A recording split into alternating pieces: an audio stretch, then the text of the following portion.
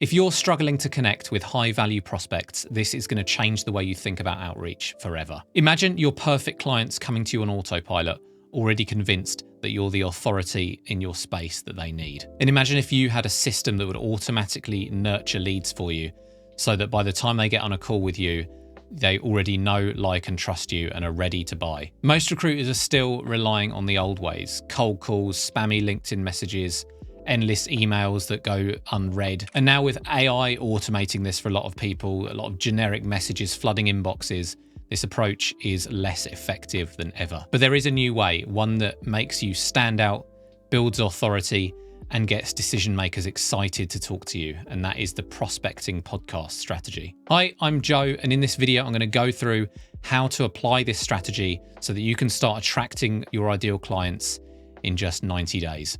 So what is the prospecting podcast and why does it work?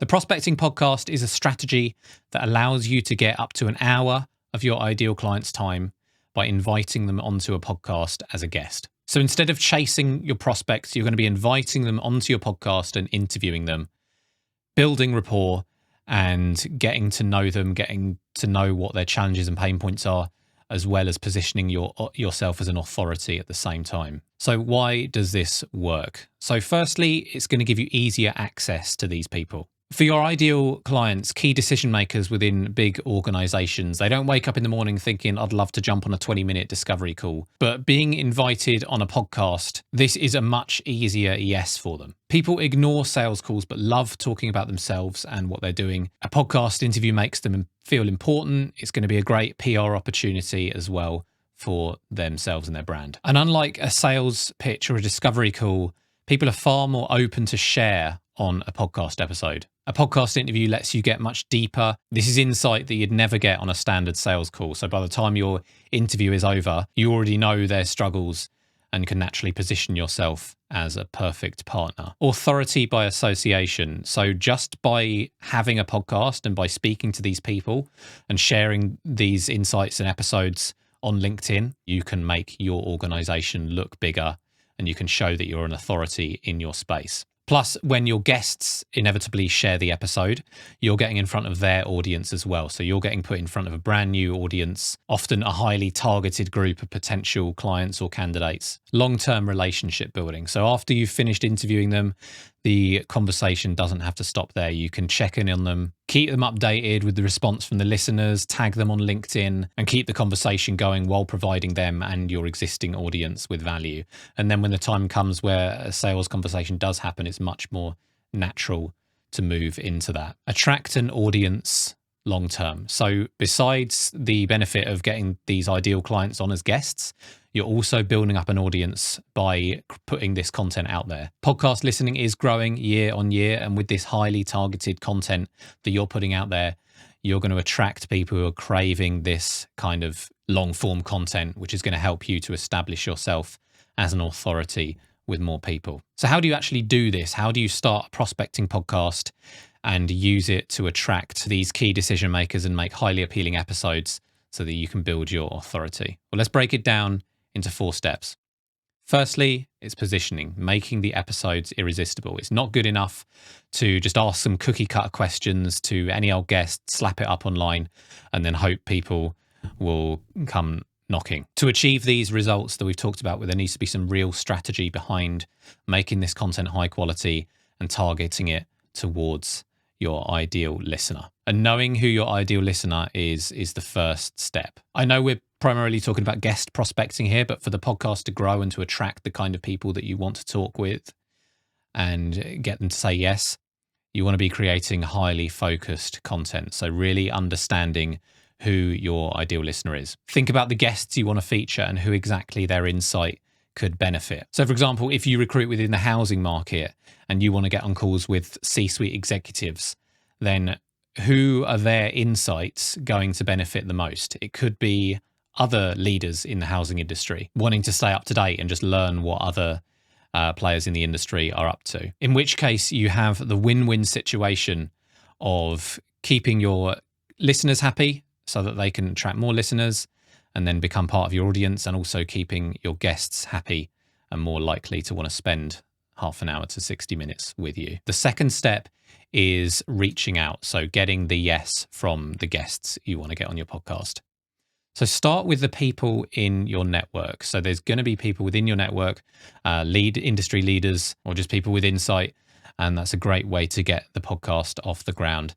And then you'll be reaching out to new prospects and potential guests. And remember, you're inviting them onto a podcast. You're flipping the script on traditional outreach. And it needs to be positioned as a win for them. And now let's talk about the interview itself, the actual recording of the podcast episode. So before you start, you're going to want to make sure you prepare them for sort of general topics that you might cover. And just, again, always make sure you keep the ideal listener in mind. So research your guest and think about personalized, insightful questions that your ideal listener could get the most value out of. So what does this look like in practice? Well, we don't want to be asking questions that are too open-ended at the front of the show. We don't want yes or no answers, but at the same time, we don't want to be asking things like, tell us how you got here, what's your story?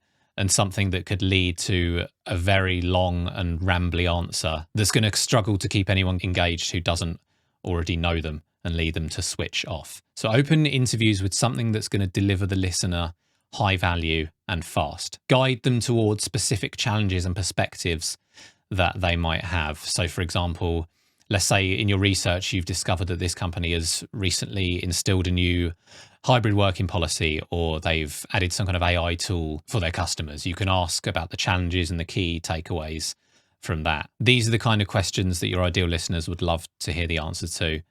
And it's also going to give you information about your guest without it feeling like a sales call. And then finally, it's make some noise. The job isn't over once the episode has been recorded. We want to get this in front of as many people as possible and start to nurture those relationships. So follow up with value. So when you've finished recording, you can follow up with your guest, thank them for spending their time with you, let them know when it's publishing, and make sure that it's easy for them to do so, so that they can get the most out of it too.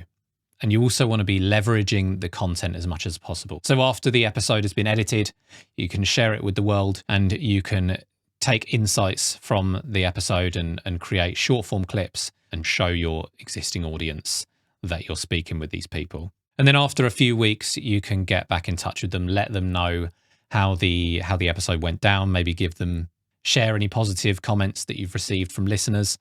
And then finally, measuring an optimization. So seeing what that response has been, using any feedback and data to tweak your episodes going forward to make sure that you're attracting the right people and having the biggest impact. Like our clients have done, as you can see here, just from when they started their podcast, they're already getting a lot of attention, and they're already getting on calls just within the first few episodes with some big industry players that they might have otherwise not been able to get on a long call with. So if this clicks for you and you're just wondering, how do I get all this set up? How do I do things the right way? Please book a clarity call. You can click on the link below and get 20 minutes with me, and we can talk about how this could potentially be applied to your business. Spots are limited, so if you're serious about building authority and using podcasting to grow your business, then just hit that button below and book a call. And if you're not ready, no worries. There's also a link below to download a more in-depth version of what I've talked about today, the Podcast Client Magnet Guide. You can download it, and it's got a little bit more information about how to actually put these things into action. And also, if you haven't already, feel free to connect with me on LinkedIn. I talk about this stuff a lot, so you can get some insight as you start thinking about how you could apply this. I hope this has been helpful. Thank you so much for watching.